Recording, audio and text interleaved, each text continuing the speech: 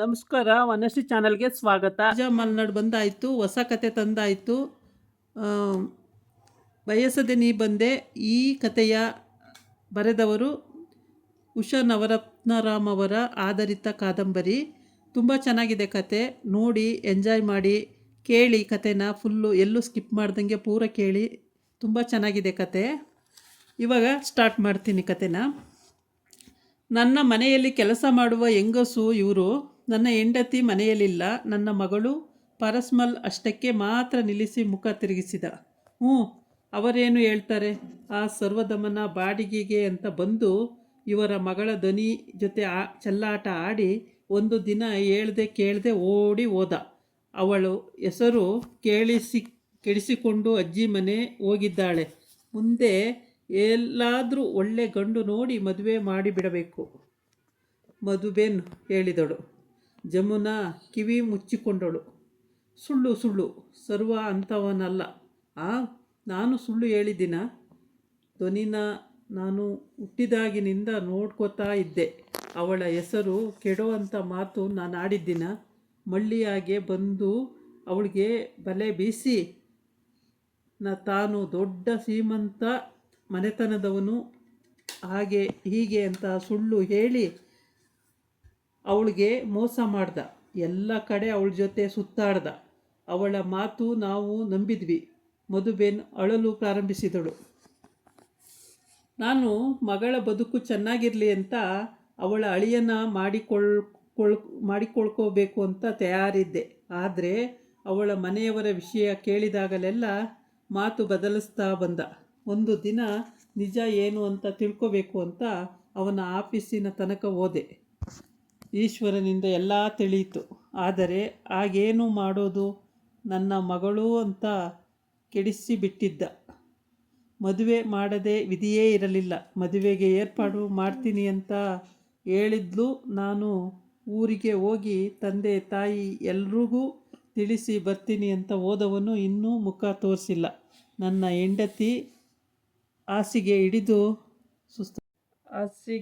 ಹಿಡಿದು ನರ್ಸಿಂಗ್ ಹೋಮ್ಗೆ ನಲ್ಲಿದ್ದಾಳೆ. ಮಗಳು ಅಜ್ಜಿಯ ಮನೆಗೆ ಹೋಗಿದ್ದಾಳೆ. ಆಮೇಲೆ ಈಶ್ವರನಿಂದ ಎಲ್ಲ ತಿಳಿಯಿತು. ಗುರುತು ಪರಿಚಯ ಇಲ್ಲದವರಿಗೆ ಬಾಡಿಗೆಗೆ ಕೊಟ್ಟು ಮೋಸ ಹೋದೆವು. ಜಮುನಾ ನಿಬ್ಬೆರಗಾದಳು. ಅವನಿದ್ದ ರೂಮು ಯಾವುದು? ಅವನು ಇಲ್ಲೇ ಇದ್ದ. ಅವನ ಫ್ರಂಟ್ ರೂಮ್ ನಾನೇ ತೆರವು ಮಾಡಿ ಕೊಟ್ಟಿದ್ದೆ. 2 ದಿನದಲ್ಲಿ ನಮ್ಮ ಮನೆಯವಂತನಾಗಿಬಿಟ್ಟಿದ್ದ.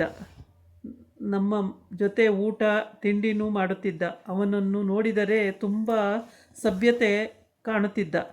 ಈಶ್ವರ್ ಹೇಳಿದಂತೆ ಆಫೀಸ್ನಲ್ಲಿ ಲಾಸ್ ಆಗಿದೆಯಲ್ಲ, ನಂಬಲೇಬೇಕು ಅಂತ ಗೊತ್ತಾದಾಗ ಬೇರೆ ದಾರಿ ಏನು ತಿಳಿಯದೆ ನನ್ನ ಮಗಳು ಬಲೆಗೆ ಹಾಕ್ಕೊಂಡು ನಮ್ಮಿಂದ ದುಡ್ಡು ಕಸಿದುಕೊಳ್ಳೋ ಅಂತ ಟ್ರೈ ಮಾಡಿರಬೇಕು. ಪರ್ಸಮಲ್ ಹೇಳಿದಾಗ ಜಮುನಾ ನಡುಗುವ ದನಿಯಲ್ಲಿ ಕೇಳಿದಳು. ನಿಮ್ಮ ಮಗಳು ಫೋಟೋ ಇದ್ದರೆ ತೋರಿಸ್ತೀರಾ? ಅಗತ್ಯವಾಗಿ. ಪರ್ಸಮಲ್ ಜೋಬಿನಿಂದ ಪರ್ಸ್ ತೆಗೆದು ಅದರಲ್ಲಿದ್ದ ಯುವತಿಯ ಫೋಟೋ ತೆಗೆದು ತೋರಿಸಿದ. ಜಮುನಾ ಕಣ್ಣರಳಿಸಿ ನೋಡಿದಳು. ಎಷ್ಟು ಚೆನ್ನಾಗಿದ್ದಾಳೆ! ಸರ್ವನ ಮನಸ್ಸು ಹುಚ್ಚಾದುದರಲ್ಲಿ ಆಶ್ಚರ್ಯವೇನಿಲ್ಲ. ತನ್ನನ್ನು ಹೇಗೆ ಮರೆಯಲು ಸಾಧ್ಯ? ಅವನು ತನ್ನನ್ನು ಚಿಕ್ಕನಿನಿಂದ ದಿಟ್ಟಿಸುತ್ತಿದ್ದ. ಅವನ ಹೃದಯದಲ್ಲಿ ತನಗಲ್ಲದೆ ಬೇರೆ ಯಾರಿಗೂ ಸ್ಥಾನವಿಲ್ಲವೆಂದು 100 ಬಾರಿ ಹೇಳಿದ್ದ. ಅವನೇಕೆ ಹೀಗೆ ಮಾಡಿದ? ಅವನಿಗೆ ಹಣದ ಕೊರತೆ ಇತ್ತೆ ಎಂದು ಅತಿಯಾಸೆ ಪಟ್ಟವನಲ್ಲ.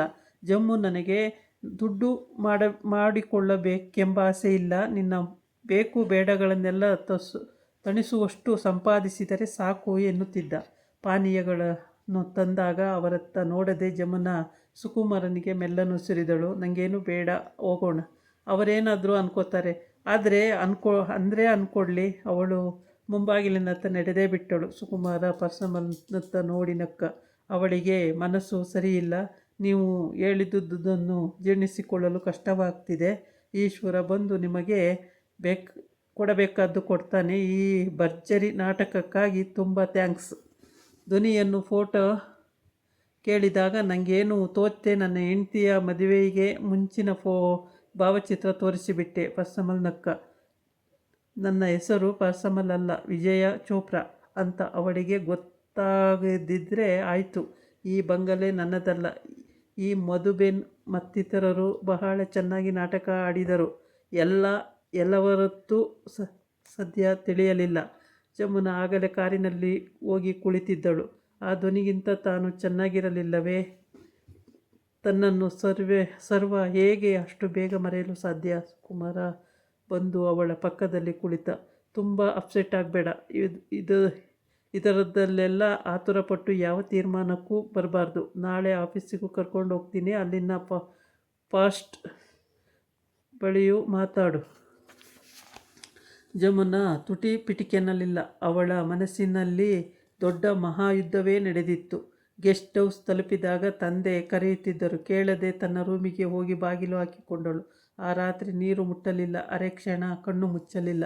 ಬೆಳಿಗ್ಗೆ ಸುಕುಮಾರನೇ ಅವಳ ರೂಮಿನ ಬಾಗಿಲು ತಟ್ಟಿದ. ಜಮ್ಮು ಆಫೀಸಿಗೆ ಕರೆದುಕೊಂಡು ಹೋಗ್ತೀನಿ ಅಂತ ಹೇಳಿದ್ನಲ್ಲ, ಬರ್ತೀಯೋ ಇಲ್ವೋ? ಇಷ್ಟು ಬೇಗ ಇಷ್ಟಕ್ಕೆಲ್ಲ ಸೋತು ಹೋದೆಯಲ್ಲ. ಅವನ ಮಾತು ಅವಳನ್ನು ಕೆಣಕಿತು. ಬಾಗಿಲು ತೆರೆದಳು. ಅವಳ ಮುಖ ನೋಡುತ್ತಲೇ ಅವಳಿಗೆ ಎಷ್ಟು ಮನದುಬ್ಬರತೆ ಇದೆ ಎಂದು ಹೇಳಬಹುದಿತ್ತು. ನಿಂಗೆ ಮನಸ್ಸಿದ್ರೆ ಬಾ, ಇಲ್ದಿದ್ರೆ ಬೇಡ. ಅಲ್ಲಿಯೇ ಕುಳಿತಿದ್ದ ದೇವಿರಯ್ಯ ಮಗಳತ್ತ ನೋಡಿದರು. ಅವನ ಗುಣಗಾನ ಕೇಳಿದೆಯಲ್ಲ, ಅವನಿಗಾಗಿ ನೀನು ಇಷ್ಟು ಕೊರಗೋದು ದಂಡ ಎಂದು ಏನೂ ಕಾಣದಿದ್ದವನು. ಅವರಮ್ಮ, ಅವನ ಫ್ರೆಂಡ್ಸ್, ಕಾಲೇಜ್ ಬಿಟ್ಟು ಏನೂ ಕಂಡಿರಲಿಲ್ಲ. ಜೇಬಲ್ಲಿ ಕಾಸಿರಲಿಲ್ಲ. ಕೈ ತುಂಬ ಕಾಸು, ಭರ್ಜರಿ ಬದುಕು. ನೋಡತ್ಲೂ ನಿಯತ್ತು ಬದಲಾಯಿಸುತ್ತೆ. ನಿಂಗೆ ಏನು ಅನುಭವ ಇದೆ? ಈಗ ತಾನೇ ಪ್ರಪಂಚದಲ್ಲಿ ಕಂಡುಬಿಡ್ತಾ ಇದ್ದಿ. ನೀವು ಸುಮ್ಮನಿರಿ ಅಂಕಲ್. ಅವಳನ್ನು ಏನೂ ಅನ್ಬೇಡಿ. ಪಾಪ, ಅವಳ ಕಷ್ಟ ನಿಮಗೇನು ಅರ್ಥ ಆಗುತ್ತೆ. ಅವಳಿಗೂ ಯೋಚನೆ ಮಾಡೋಕ್ಕೆ ಅವಕಾಶ ಕೊಡಿ. ಸುಕುಮಾರ್ ಮತ್ತೆ ಜಮುನ ಪರ ವಹಿಸಿ ಮಾತಾಡಿದ. ಜಮ್ಮು, ಬರೋ ಹಾಗಿದ್ರೆ ಇನ್ನರ್ಧ ಗಂಟೆ ಟೈಮ್ ಕೊಡ್ತೀನಿ. ನಾನು ಆಫೀಸಿನ ಹತ್ರ ಹೋಗಲೇಬೇಕು. ಏನಾದರೂ ಸ್ವಲ್ಪ ತಿಂದ್ಕೊಂಡು ಬಾ. ಮನಸ್ಸಿಗೆ ಹಿಂಸೆ ಅಂತ ದೇಹ ದಂಡಿಸಬಾರ್ದು. ಜಮುನಾ ಅವಳ ಜೊತೆ ಹೊರಡಲು ತಯಾರಾಗಿ ಬಂದಾಗ ಸುಕುಮಾರ ಗಮನಿಸಿದ. ಅವಳ ಮುಖದಲ್ಲಿ ಇಲ್ಲದ ಗಾಂಭೀರ್ಯ ತಲೆದೂರಿತ್ತು. ಒಂದೇ ದಿನದಲ್ಲಿ ಹಕ್ಕಿಯಂತೆ ಹಾರಾಡುತ್ತಿದ್ದ ಅರೆಕ್ಕೆ ರೆಕ್ಕೆ ಮುರಿದಂತಾಯಿತು. ಆಫೀಸಿನೊಳಗೆ ಕಾಲಿಡುತ್ತಲೇ ಸುಕುಮಾರ ಹೇಳಿದ, ನಮ್ಮ ಟೈಪಿಸ್ಟ್ ಭಕ್ತಿ ತುಂಬ ಸ್ಮಾರ್ಟ್ ಆಗಿದ್ಲು. ಅವಳ ಡಿಸೈನ್ ಮಾಡಿ ಹೊರಟು ಹೋದ್ಲು. ನಿಂಗೆ ಇಲ್ಲಿ ಯಾರು ಹೆಂಗಸರು ಇಲ್ಲ. ಆಫೀಸ್ನಲ್ಲಿದ್ದವರಿಗೆಲ್ಲ ಪರಿಚಯಿಸಿದ. ಸರ್ವದ ಮನೆಯಿಂದ ಏನಾದರೂ ನ್ಯೂಸ್ ಬಂತಾ? ಇಲ್ಲ ಸರ್, ಮ್ಯಾನೇಜರು ದೀಕ್ಷಿತ್ ಹೇಳಿದ. ಇನ್ನು ಅವರಿಂದ ನಾವು ಏನು ಎಕ್ಸ್ಪೆಕ್ಟ್ ಮಾಡಬಾರ್ದು. ಯುರೋಪ್ನಲ್ಲಿ ಎಲ್ಲಿದ್ದಾನೋ, ಏನು ಮಜಾ ಮಾಡ್ತಾ ಇದ್ದಾರೋ? ಜಮ್ಮುನ ಕಣ್ಣರಳಿಸಿದಳು. ಯುರೋಪ್ನಲ್ಲಿ? ಸರ್ವದಮನ ಅಲ್ಲೆಲ್ಲ ಸುತ್ತಾಡಲು ಅವನಿಗೆ ಹಣವೆಲ್ಲಿಂದ ಬಂತು?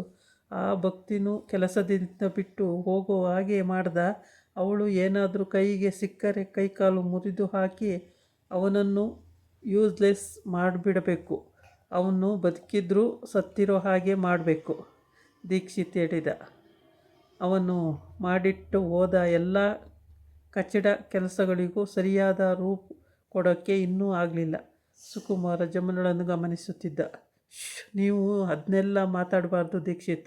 ನಾನು ಈ ಆಫೀಸಿಗೆ ಬಾಸ್. ನಾನೇ ಆ ವಿಷಯ ಮಾತಾಡೋಲ್ಲ. ಏನೂ ಆಗಬಾರ್ದು, ಆಗಿ ಹೋಯ್ತು. ಅವರ ಮೇಲೆ ಗೋರಿ ಯಾಕೆ ಕಟ್ಟಬೇಕು?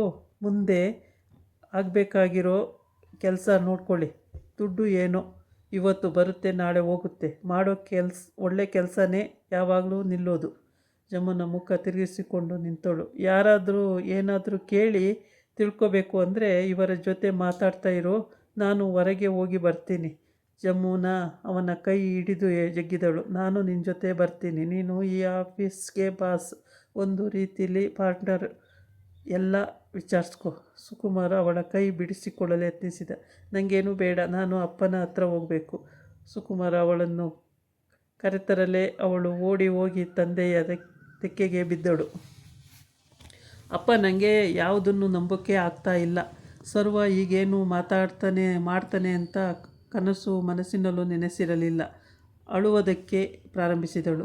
ನಿಂಗೆ ನಂಬೋಕ್ಕೆ ಆಗದಿದ್ದರೆ ತಾಳು, ಇನ್ನೂ ಕೆಲವು ತೋರಿಸ್ತೀನಿ. ನಾನು ಯಾರಿಗೋ ತೋರಿಸಿದೆ ವಚ್ಚಿಟ್ಟಿದ್ದೆ. ಸುಕುಮಾರ್ ತನ್ನ ರೂಮಿಗೆ ಹೋಗಿ 4-6 ಪಿಕ್ಚರ್ ಪೋಸ್ಟ್ ಕಾರ್ಡ್ಗಳನ್ನು ತಂದು ತೋರಿಸಿದ. ನಾನು ಸರ್ವನ್ನ ಎಲ್ಲ ತಪ್ಪನ್ನು ಮನ್ನಿಸಿಬಿಟ್ಟೆ. ಮನುಷ್ಯ ಎಡವುವುದು ಸಹಜ. ನನ್ನ ಪ್ರಕಾರ ಅವನು ಮರೆತಿಲ್ಲ. ಅವನ ಊಟ ಮಾಡಿದ ಹಣ ನಾನು ಕಟ್ಟಿದೆ. ಅವನೀಗ ಯುರೋಪಿಯನ್ ಟೂರ್ನಲ್ಲಿದ್ದಾನೆ. ನನಗೆ ಆಗಾಗ ಒಂದೊಂದು ಕಾರ್ಡ್ ಕೀಚಿ ಹಾಕ್ತಾನೆ ನೋಡು. ಜಮುನಾ ನಡುಗುವ ಕೈಗಳಿಂದ ಕಾರ್ಡುಗಳನ್ನೆತ್ತಿಕೊಂಡಳು. I am fine, enjoying everything. It's heaven here. Everything is super. ಹೀಗೆ ಒಕ್ಕಣೆಗಳ ಕೆಳಗೆ ಅವನ ಸಹಿ. ಒಂದು ಬೆಲ್ಜಿಯಂನಿಂದ, ಒಂದು ಮರೈಸ್ನಿಂದ, ಮತ್ತೊಂದು ಪ್ಯಾರಿಸ್ನಿಂದ, ಹೀಗೆ ಹಲವಾರು. ಅವನದೇ ಹಸ್ತಾಕ್ಷರ, ಸಂದೇಹವೇ ಇಲ್ಲ. ನೀನೇ ನೋಡು, ಒಂದು ಬಾರಿಯೂ ನಿನ್ನ ಕೇಳಿಲ್ಲ. ನನಗೆ ಬಿಟ್ಟು ಯಾರನ್ನಾದರೂ ಬರೆದಿಲ್ಲ ಅಂತ ಕಾಣಿಸುತ್ತೆ. ಅವನು ತಾಯಿಗೆ ಬರೆದಿರಬಹುದು. ಇಲ್ಲ, ಬರೆದಿದ್ರೆ ಆಂಟಿ ಹೇಳ್ತಾ ಇದ್ರು. ಜಮುನಾ ತೊದಲಿದಳು. ಅವಳಿಗೆ ಅದು ಆಂಟಿ ಎಂದಿಗಿಂತ ಉಲ್ಲಾಸದಿಂದಿದ್ದರು. ಅವರಿಗೆ ಸರ್ವ ಬರೆದಿರಬೇಕು. ತನಗೆ ಬರೆಯದೇ ಬೇಕಂತಲೇ ನಿರ್ಲಕ್ಷಿಸಿದ್ದಾನೆ. ಅವನಿಗೆ ಸರಿಯಾದ ಬುದ್ಧಿ ಕಲಿಸಬೇಕು. ದುಃಖ ನಿರಾಸೆಗಳಿಗೆ ದೋಷವಾಗಿ ಭುಗಿಲೆದ್ದಿತು. ದೇವಿರಯ್ಯ ಸುಮ್ಮನೆ ಕುಳಿತರು.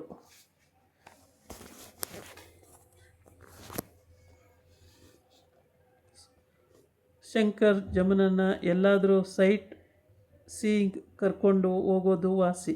C needs A change. ಎಲ್ಲಿ ಕರ್ಕೊಂಡು ಹೋದ್ರೇನು? ನ್ಯಾಯವಾಗಿ ಇವಳು ಬದುಕು ಭವಿಷ್ಯ ಹಾಳಾಗಿ ಹೋಯ್ತಲ್ಲ.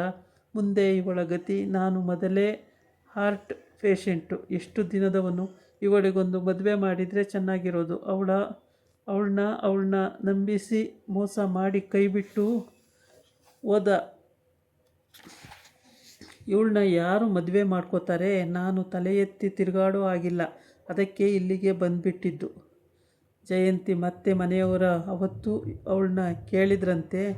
ನಿನ್ನ ತಂಗಿನ ಆ ಹುಡುಗನ ಜೊತೆ ಅಷ್ಟು ಸಲಿಗೆಯಿಂದ ಓಡಾಡೋಕ್ಕೆ ಬಿಟ್ಟಿದ್ದೀರಲ್ಲ, ಮದುವೆ ಮಾಡೋಲ್ವಾ? ಇನ್ನೂ ಎಷ್ಟು ದಿನ ಹೀಗೆ ಮಗುವಾದ ಮೇಲೆ ಮಾಡ್ತಾರಂತ? ಜಮ್ಮುಗೆ ತಾನು ಏನೆಲ್ಲ ಹೇಳಿದೆ. ನೋಡ್ಕೋತಾಳೆ, ಏನಾದರೂ ಹೆಚ್ಚು ಕಮ್ಮಿ ಮಾಡ್ಕೋತಾಳೆ ಅಂತ ಒಳಗೆ ಕೊರಗ್ತಾ ಇದ್ದೆ. ಈಗ ಅವಳಿಗೆ ಗೊತ್ತಾಯ್ತಲ್ಲ.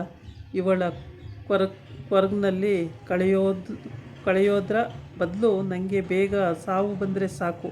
ಕಣ್ಮುಚ್ಚಿ ಹಿಂದ ಕೊರಗಿದರು. ಜಮುನಾ ಬಿಕ್ಕಿ ಬಿಕ್ಕಿ ಅಳಲು ಪ್ರಾರಂಭಿಸಿದಳು. ಅಂಕಲ್, ನೀವು ಅಪ್ಸೆಟ್ ಆಗಿ ಜಮ್ಮನ್ನು ಅಪ್ಸೆಟ್ ಮಾಡ್ತಾ ಇದ್ದೀರಿ.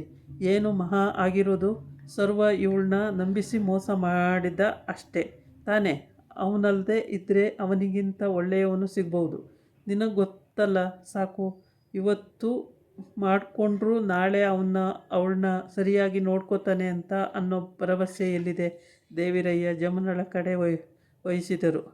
ನೀನು ಸುಖವಾಗಿರಲಿ ಅಂತ ನಾನು ನಿನ್ನ ಕೇಳಿದಂತೆ ಎಲ್ಲ ಮಾಡಿದೆ. ಆದರೆ ಈಗ ನೀನಿರೋ ತನಕ ನಿನಗೆ ಯಾಕೆ ಯೋಚನೆ? ಅಂಕಲ್, ನಾನಿದ್ದೀನಿ. ಜಮುನನ್ನ ನಾನು ಮಾಡ್ಕೋತೀನಿ. ಸುಕುಮಾರ ಹೇಳಿದಾಗ ದೇವಿರಯ್ಯ ಅವನ ಕೈಗಳೆರಡನ್ನೂ ಹಿಡಿದರು. ಹಾಗಂತ ನನಗೆ ಭಾಷೆ ಕೊಡು. ಈಗ ನಿಂಗೆ ಅವಳಿಗೆ ಗತಿ. ನಮ್ಮ ಮನೆತನದ ಮಾನ ಮರ್ಯಾದೆ ಗೌರವ ಕಾಪಾಡೋದ ಜೊತೆ ಅವಳನ್ನ ನೀನೇ ಕೈ ಹಿಡಿದು ಕಾಪಾಡಬೇಕು. ಸುಕುಮಾರ ಜಮುನತ್ತ ನೋಡಿದ. ನಿಂಗೋಸ್ಕರ ನಾನೇನು ಬೇಕಾದರೂ ಮಾಡ್ತೀನಿ. ಆದರೆ ಜಮುನಾ ಒಪ್ಪಬೇಕಲ್ಲ. ಅವನ್ನ ಲವ್ ಮಾಡಿ ನನ್ನ ಮದುವೆ ಮಾಡ್ಕೋತಾಳ. ಅವಳನ್ನ ಒಪ್ಸೋ ಭಾರನೂ ನಿನ್ನದೇ ಅಪ್ಪ. ನಾನು ಆಯಾಗಿ ಪ್ರಾಣ ಬಿಡಬೇಕಾದ್ರೂ ಏನಾದರೂ ಮಾಡಪ್ಪ. ದೇವಿರಯ್ಯ ಎದೆಯ ಮೇಲೆ ಕೈ ಇಟ್ಟುಕೊಂಡರು.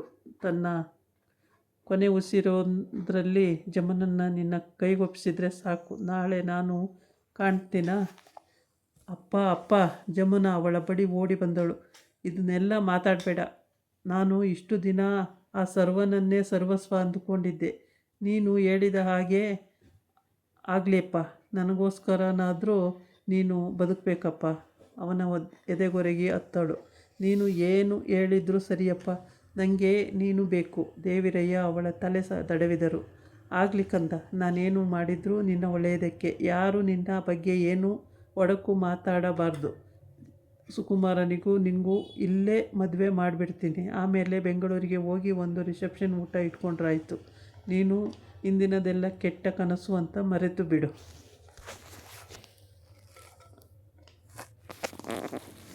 ಒಂದು ವಾರದಲ್ಲಿ ಏನೆಲ್ಲ ನಡೆದು ಹೋಯಿತು ಎಂದು ಜಮುನಾ ಯೋಚಿಸಲು ಆಗಲಿಲ್ಲ. ಸರಳವಾಗಿ ಸುಕುಮಾರಂಗೂ ಜಮುನಳಿಗೂ ಮದುವೆಯಾಗಿ ಹೋಯಿತು. ಸುಕುಮಾರನ ತಂತ್ರ ಚೆನ್ನಾಗಿ ಫಲಿಸಿತು. ದೇವರಾಯನವರು ಸುಪ್ರೀತರಾಗಿದ್ದರು. ಸುಕುಮಾರ ಒಂದೇ ಏಟಿಗೆ 2 ಅಕ್ಕಿ ಹೊಡೆದಿದ್ದ. ದೇವರಾಯನವರ ಆಸ್ತಿಯೆಲ್ಲ ಅವನ ಹಿಡುವಳಿಗೆ ಬಂದಿತ್ತು. ಜಮುನಳಂತಹ ಹೆಂಡತಿ ಸಿಕ್ಕಿದಳು. ಜೊತೆಗೆ ಅವನ ಪಾಂಚಾಲಿ ಅವನಿಗೆ ಉಳಿದಿದ್ದಳು. ಜಮುನಾ ಮನಸ್ಸು ಸರಿಹೋಗುವವರೆಗೆ ನಾವು ಅವಳನ್ನು ಮುಟ್ಟೋದಿಲ್ಲ. ಸುಕುಮಾರ ಹೇಳಿದ ಅಂತೆಯೇ ನಡೆದುಕೊಂಡಿದ್ದ. ಮದುವೆ ರಿಸೆಪ್ಷನ್ ಡಿನ್ನರಿಗಾಗಿ ಏರ್ಪಾಡು ಮಾಡಲು ಜಯಂತಿಯೇ ಬರಬೇಕಾಯಿತು. ಅವಳಿಗೆ ಹಿಂದೆ ಮುಂದೆ ಏನೂ ತಿಳಿಯದು. ತನ್ನ ತಂದೆ ಸುಕುಮಾರ ಜಮುನಾ ಹೇಳಿದ್ದು ನಿಜವೆಂದುಕೊಂಡಿದ್ದಳು. ಸರ್ವದಮನ ತನ್ನ ತಂಗಿಯ ಬದುಕಿನೊಂದಿಗಾಡಿ ಕೈಬಿಟ್ಟನೆಂದು ಅವನ ಮೇಲೆ ಪೂರ ಕೋಪ ಬಂದಿತ್ತು. ರೇವತಿ ಬಂದಿರುವಳೆಂದು ತಿಳಿದು ಅವನ ಆ ಮನೆಗೆ ಹೋಗಲಿಲ್ಲ. ಜಮುನಳ ಮೊದಲಿನ ಹುಡುಗಾಟ, ತುಂಟತನ ಎಲ್ಲ ಮಾಯವಾಗಿತ್ತು. ಹೊಸ ಹುಡುಗಿಯಾಗದೆ ಗಾಂಭೀರ್ಯವೇ ಮೈವೆತ್ತಿನ ಬಂದಂತಹ ಹೆಂಗಸಾಗಿದ್ದಳು. 10 ಮಾತಾಡಿದರೆ 1 ಮಾತಾಡುತ್ತಿದ್ದಳು. ಜಯಂತಿಗೆ ಅವಳನ್ನು ನೋಡಿದಾಗ ರೋಷ ಉಕ್ಕಿ ಹರಿಯುತ್ತಿತ್ತು. ಎಂತಹ ನೀಚ ಸರ್ವದಮನ, ಎಂತಹ ಕೆಟ್ಟ ಜನ ಜಮುನಮ್ಮನ ಮನೆಯವರು. ಅಂತಹವರ ಒಳ್ಳೆಯದು ಮಾಡಲು ಓದುವುದೇ ನಮ್ಮ ತಪ್ಪು. ಅವರನ್ನು ನಂಬಿ ಅನ್ಯಾಯವಾಗಿ ನನ್ನ ತಂಗಿಯ ಬದುಕು ಹಾಳಾಯಿತು. ರೇವತಿ ಯಾವಾಗಲೂ ನನ್ನನ್ನು ವಹಿಸಿಕೊಂಡು ಮಾತನಾಡುತ್ತಿದ್ದಳು. ಅವಳು ಒಂದು ತರಹ ಗೋಮುಖ ವ್ಯಾಘ್ರ. ತಕ್ಷಣಕ್ಕೆ ಕರೆಯೋಲೆ ಹಂಚಲು ಜಯಂತಿ ಕಾರಿನಲ್ಲಿ ಹೊರಟಿದ್ದಾಗ ಕಾರನ್ನು ದೇವರಾಯನವರ ಒಬ್ಬರ ಸ್ನೇಹಿತ ಮನೆ ಮುಂದೆ ನಿಲ್ಲಿಸಿದಾಗ ರೇವತಿ ಅಲ್ಲಿಯೇ ಎದುರಾದಳು. ಅದೇ ದಾರಿಯಲ್ಲಿ ಅವಳು ತನ್ನ ನಾದಿನಿಯ ಮನೆಯ ಹಿಂದಿರುಗುತ್ತಿದ್ದಳು. ಓ ಜಯಂತಿ! ರೇವತಿ ಅವಳೆದುರು ನಿಂತಿದ್ದಳು. ಎಷ್ಟು ದಿನಗಳಾಗಿ ಹೋಯ್ತು ನಿನ್ನ ನೋಡಿ. ಜಯಂತಿ ಅವಳತ್ತ ನೋಡಿಯೂ ನೋಡದಂತೆ ರಸ್ತೆ ದಾಟಿ ದೊಡ್ಡ ಬಂಗಲೆ ಒಳಕ್ಕೆ ಮಾಯವಾದಳು. ಜಯಂತಿ ಜಯಂತಿ ಎಂದು ಕರೆದರೂ ಕಿವಿಗೊಡದೆ ಹಾಕಿಕೊಂಡಿರಲಿಲ್ಲ. ರೇವತಿ ಮನೆಗೆ ಬಂದು ತಾಯಿಯ ಮುಂದೆ ನಡೆದ ವಿಷಯ ತಿಳಿಸಿದಾಗ ಅವರು ನಂಬಲಿಲ್ಲ.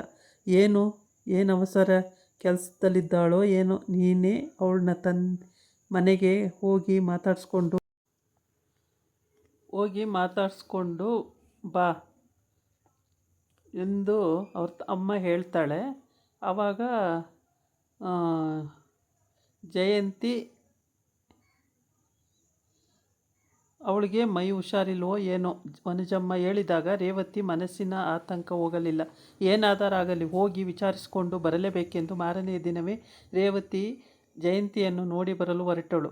ಗೇಟಿನ ಬಳಿಯೇ ಅವಳಿಗೆ ಅಡ್ಡದಾರಿ ಕಾದಿತ್ತು. ಜಯಂತಿಯ ಮಕ್ಕಳಿಗೆ ನೀರು ಹಾಕಲು ಬರುತ್ತಿದ್ದ ಕಾಕುಬಾಯಿ ಎದುರಾದರು. ಏನಮ್ಮ ರೇವತಿ, ಚೆನ್ನಾಗಿದ್ದೀಯಾ? ಬಾಯಿ ತುಂಬ ಕೇಳಿದರು. ಇದೇನಿ ಕಡೆ ಇಷ್ಟು ಅಪರೂಪ? ಹ್ಞೂ ಕಾಕುಬಾಯಿ, ಚೆನ್ನಾಗಿದ್ದೀನಿ. ಹೀಗೆ ಜಯಂತಿಯನ್ನು ಜಮ್ಮನ್ನ ನೋಡಿಕೊಂಡು ಹೋಗೋಣ ಅಂತ ಬಂದೆ. ರೇವತಿ ನಕ್ಕಳು. ಅವರಿಬ್ಬರು ಈಗೆಲ್ಲಿ ಸಿಗ್ತಾರೆ? ಜಯಂತಿಗೆ ಇನ್ವಿಟೇಷನ್ ಕೊಟ್ಟು ಎಲ್ಲರನ್ನು ಕರೆದು ಬರೋಕ್ಕೆ ಒತ್ತೇ ಸಾಲದು. ನಿಂಗಿನ್ನೂ ಕೊಟ್ಟಿಲ್ವಾ? ಬರ್ತಾಳೆ ಬಿಡು. ಇನ್ವಿಟೇಷನ್ನು ಯಾರದು? ಏನು ಸಮಾಚಾರ? ಏನು ಸಮಾರಂಭ? ರೇವತಿ ಕಣ್ಣರಳಿಸಿದ. ನಿಂಗೆ ಗೊತ್ತಿಲ್ವಾ? ಅದೇ ಜಮ್ಮು ಮದುವೆ ಆರ್ತಾಕ್ಷೇದು. ಕಾಕುಬಾಯಿ ನಿಧಾನವಾಗಿ ಹೇಳಿದರು. ರೇವತಿಗೆ ಸಿಡಿಲೆರಗಿದಂತಾಯಿತು. ಜಮ್ಮುನ ಮದುವೆ? ನನ್ನ ತಮ್ಮ ಸರ್ವ ಎಲ್ಲಿ? ಅವನಿಗೆ ಗೊತ್ತೇ? ಏನೋ ಹೇಳ್ತಾ ಇದ್ದೀರಿ ಕಾಕುಬಾಯಿ. ಜಮ್ಮುನಂಗೆ ಮದುವೆ ಆರ್ತಾಕ್ಷತೆನಾ? ಅವಳಿಗೆ ಯಾವಾಗ ಮದುವೆ ಆಯಿತು? ಯಾಕೆ ನಿಂಗೆ ಗೊತ್ತಿಲ್ವಾ? ಆಗಲೇ 1 ವಾರದ ಮೇಲಾಯ್ತಲ್ಲ. ಸುಕುಮಾರನಿಗೂ ಅವಳಿಗೂ ಜೈಪುರದಲ್ಲೇ ಮದುವೆ ಆಗೋಯ್ತು. ಇಲ್ಲಿ ಆರ್ತಾಕ್ಷತೆ ಇಟ್ಕೊಂಡಿದ್ದಾರೆ. ನಾವೆಲ್ಲ ನಿಮ್ಮ ಮನೆಗೆ ಮಾಡ್ಕೊಳ್ತಾರೆ ಅಂತ ಅಂದ್ಕೊಂಡಿದ್ವಿ. ಆದರೆ ಅವ್ರಿಗೆ ಕೈ ಕೊಟ್ಟು ಬೇರೆ ದೇಶಕ್ಕೆ ಹೊರಟು ಹೋದ್ನಲ್ಲ, ಏನೋ ಹೆಚ್ಚು ಕಮ್ಮಿ ಆಯಿತೋ ಏನೋ, ಗುಟ್ಟಾಗಿ ಮದುವೆ ಮಾಡಿ ಈಗ ಆರ್ತಾಕ್ಷತೆ ಇಟ್ಕೊಂಡಿದ್ದಾರೆ. ದೊಡ್ಡವರ ಸಹವಾಸ ನಮಗೇನು ಗೊತ್ತು? ಅವರು ಏನು ಮಾಡಿದ್ರೂ ನಡೆಯುತ್ತೆ.